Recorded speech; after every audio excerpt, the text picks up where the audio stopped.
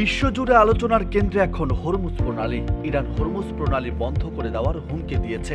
বৈশ্বিক জ্বালানি পরিবর্তনের জন্য অত্যন্ত গুরুত্বপূর্ণ এই জলপথ বন্ধ হয়ে গেলে সম্ভাব্য ভয়াবহ অর্থনৈতিক পরিণতি নিয়ে উদ্বেগ বাড়ছে। ন্যাশনাল ইরানিয়ান আমেরিকান কাউন্সিলের প্রেসিডেন্ট জামাল আবিদি এই হুমকিকে ইরানের ট্রাম্প কার্ড হিসেবে অভিহিত করেছেন। আল জাজিরাকে দেওয়া এক সাক্ষাৎকারে জামাল আবিদি বলেছেন, এটি প্রতিরোধের একটি প্রধান রূপ হতে পারে ইরানের। অবশ্য ইরান আগেও এ ধরনের হুমকি দিয়েছে, কিন্তু স্পষ্টত কখনো কার্যকর করেনি। ধারণা করা হয় হরমুজ প্রণালী বন্ধ করে দেওয়া মানে বিশ্ব অর্থনীতির শ্বাসরোধ করা। অর্থনীতিতে ব্যাপক প্রভাব পড়বে এর মাধ্যমেই। এটি খুব ছোট্ট একটা জলপথ, তাই এটিকে একটি চোক পয়েন্ট বানানোর জন্য এ ধরনের সক্ষমতা ও আক্রমণ দরকার। ইরানের পক্ষে সম্ভবত তা সম্ভব।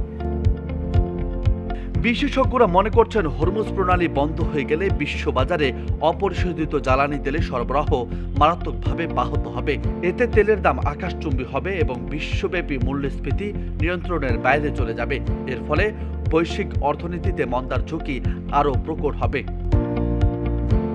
যেখানে ইসরায়েল ইরানের হামলার পরে বিশ্ববাজারে জ্বালানি তেলের দাম বেড়েছে, সেখানে হরমুজ প্রণালী বন্ধে ইরানের এই হুমকিকে একটি কৌশলগত চাল হিসেবে দেখা হচ্ছে।